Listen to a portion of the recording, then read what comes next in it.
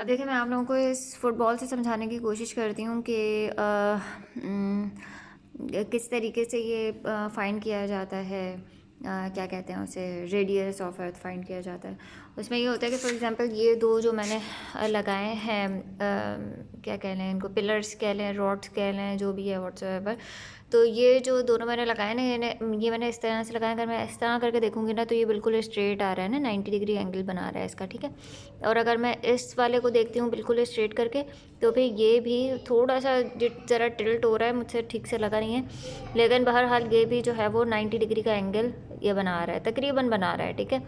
तो अब ये है कि कहते ये हैं कि वर्ल्ड के डिफरेंट प्लेसेस के अंदर, जैसे ये मैप बना हुआ है, मेरे पास फुटबॉल ही है, मेरे पास ग्लोब होता तो मैं उसके ऊपर करके दिखाती आप लोगों को।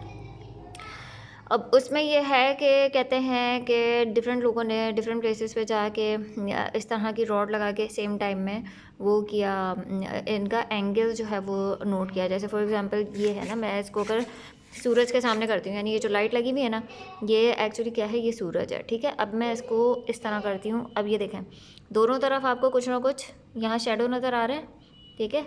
और इसकी ओरिएंटेशन के मुताबिक इसको थोड़ा सा मैं इसको सेट करना पड़ेगा, एक सेकेंड।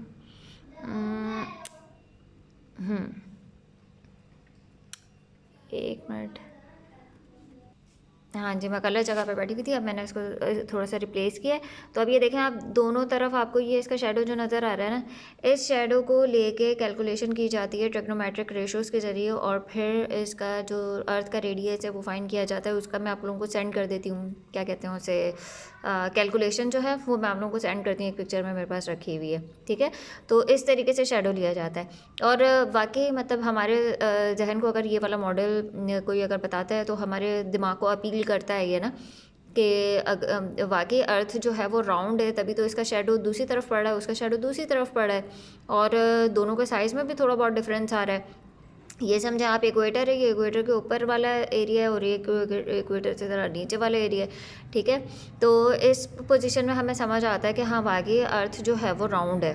अब मैं आप लोगों को असल चीज़ बताती हूँ कि इसमें चक्कर क्या है।